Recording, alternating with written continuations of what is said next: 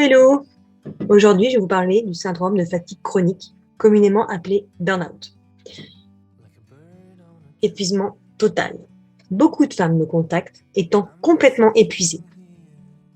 Elles n'ont plus aucun moyen d'être accompagnées, d'être aidées, à cause de médicaments chers, à cause du fait d'être très fatiguées et de ne plus avoir d'énergie, de ne rien faire d'autre que de se reposer. Ces personnes se sentent perdues, seules, n'ayant pas vraiment de réponse des médecins. Ils n'ont aucun retour finalement, ou très très peu. Les syndromes de cet épuisement sont la fatigue extrême, pas de récupération avec le sommeil. Il n'y a pas de trouble de l'humeur, du moins au début, mais ça peut aller jusqu'à la dépression, voire des maladies.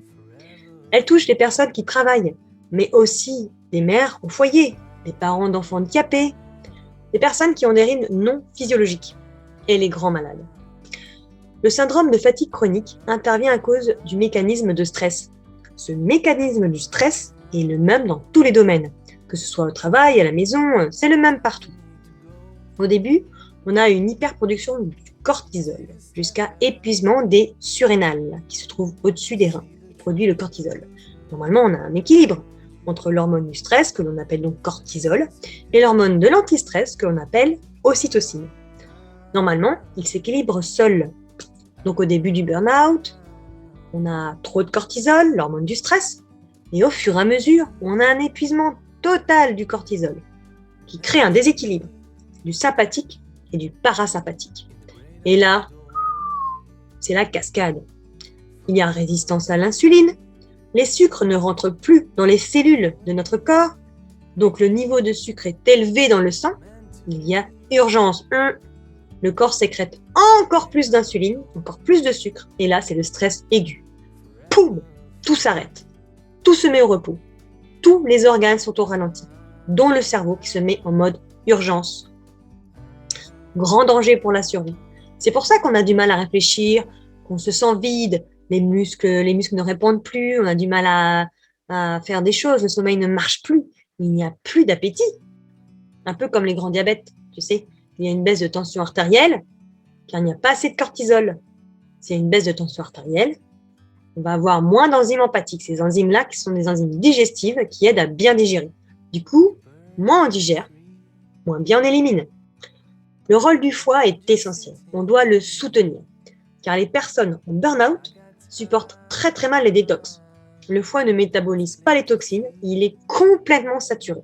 Alors les gens, qu'est-ce qu'ils font? Ils s'auto-intoxiquent. Il y a trois lois essentielles. La première, la nutrition. La deuxième, rythme biologique. Et troisième, les relations affectives. Donc dans la première, la nutrition, on voit dans une étude qu'on a remarqué chez les grands brûlés qu'ils étaient dans un état de stress intense. Ils étaient résistants à la nutrition, du coup ils cicatrisaient mal. Puisqu'ils n'assimilaient pas ce qu'ils mangeaient, on voyait une dégradation de leur état. Il est essentiel d'avoir une nutrition optimale pour la cicatrisation et le rééquilibrage de toutes les fonctions. On va apporter 75% de sucre pour ça, mais pas du sucre trop rapide, sinon on crée une hyperglycémie et donc il n'y a aucun intérêt. De toute façon, on n'apporte pas de sucre sans fibres et sans eau, ça n'a pas de sens. C'est ce qu'on va retrouver exactement dans les fruits. Avec 75% de repas de fruits, on utilise mieux les lipides. Et on va mieux assimiler les protéines. Ça permet de reconstruire l'organisme. Avec 10% de protéines seulement, complètes biodisponibles, on va apporter les acides aminés nécessaires sous forme de légumes verts, verdure, et avec 15% de graisses insaturées et non complexes. La deuxième loi, le rythme des 7 jours. Dans une étude sur la chronobiologie, les scientifiques ont constaté que le vivant avait un rythme de 7 jours. Tout le vivant. 6 jours de production de cortisol et un jour sans production de cortisol. Le corps est 24 heures au repos. S'il n'est pas respecté, le cortisol ne remontera pas. C'est inscrit dans nos gènes, c'est inscrit dans nos cellules. Et c'est pareil pour tout le vivant, même les molécules. Surtout choisir le même jour. 6 jours d'activité à 1 jour de repos. Si ce n'est pas le même jour de repos, il n'y aura pas de remontée de cortisol. Le repos consiste à ne pas faire la même activité, c'est-à-dire pas d'activité hyper stimulante pour l'organisme. Par exemple, un film d'horreur va vider tes surrénales. On va pas faire les courses, on va pas aller au supermarché, on va pas faire de grands déplacements, on va pas faire du sport intensif. Mais on peut aller marcher, nager. C'est pas le jour de repos où on va essayer de dépasser nos limites. C'est pas le jour des performances. On fait des choses tranquillou. Être en famille, promenade, bouquiner. Les personnes qui sont arrêtées pour des syndromes de fatigue chronique, ils y sont pendant des mois. Et si on peut éviter d'en arriver là, dès que l'on sent qu'on rentre dans l'épuisement chronique, il est temps de mettre en place ce rythme. Un jour de repos, tous les 7 jours, est toujours le même. Une personne en bonne santé devrait déjà mettre ça en urgence. Et encore plus si une personne qui se sent épuisée. Alors, l'ordinateur, le téléphone portable ont des effets aussi néfastes. La personne qui est en jour de repos, donc ce 7e jour, qui continue à répondre au téléphone ou même à travailler sur son ordinateur, entretient un stress. Le jour de repos, idéalement, on n'ouvre pas son ordinateur et on n'utilise pas son téléphone, surtout pas pour travailler. Le système parasympathique est emballé. Si on veut le calmer, on va remonter le taux d'ocytocine, qui est l'hormone anti-stress, et qui s'oppose point par point aux effets du cortisol. Ça va créer un équilibre du système parasympathique et on va le remonter grâce à des massages par exemple. Donc un jour de repos, plus massage, plus alimentation adaptée égale guérison. Ça a l'air simple comme ça, mais c'est efficace. Pour que l'organisme puisse assimiler les acides aminés, c'est 75% de fruits pour 10% de protéines plutôt végétales. Si on est à moins de 6% de protéines, le foie perd sa capacité à se détoxifier. Il manque d'acides aminés pour faire fonctionner les enzymes. Alors on s'auto-empoisonne.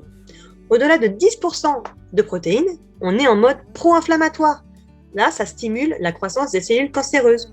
Surtout les protéines animales, n'en consommez que occasionnellement. Ce sont des protéines complexes à digérer. Surtout pour un organisme épuisé. En plus, souvent, on les cuit, donc il n'y a plus aucune énergie vitale. Les verdures ont plus d'intérêt que les produits animaux, surtout crus, car vivants, donc nourrit les cellules du corps en vitalité. On peut faire, entre autres, des cures de jus vert avec de la spiruline.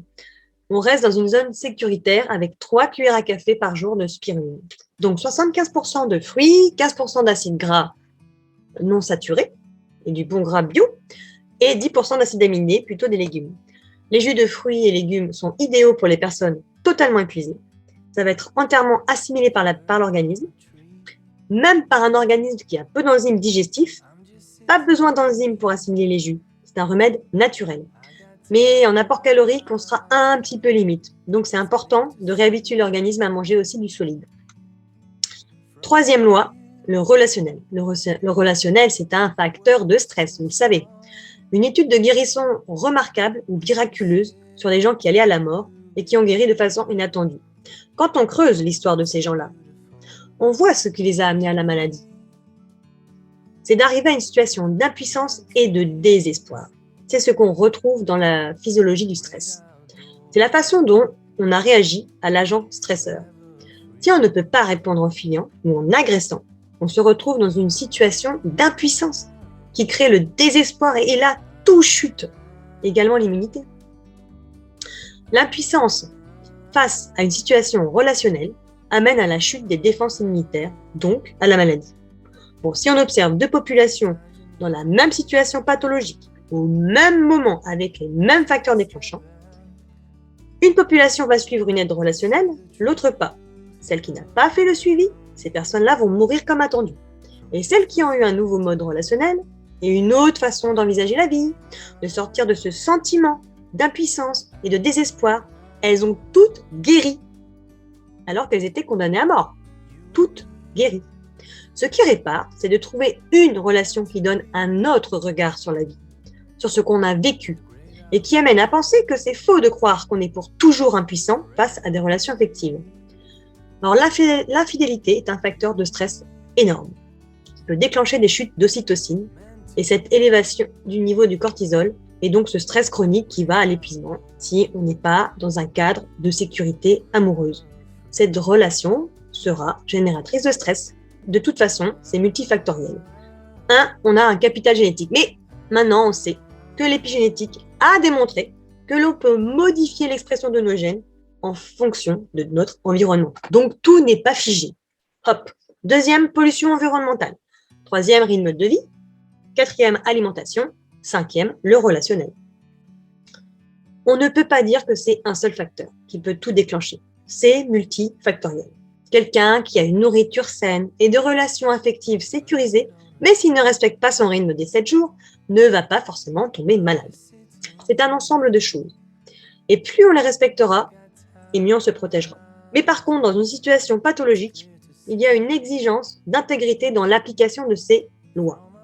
Si on le fait à moitié, ça ne va pas marcher, parce que tout est défaillant. Donc il est urgent de mettre tout en place pour favoriser la guérison.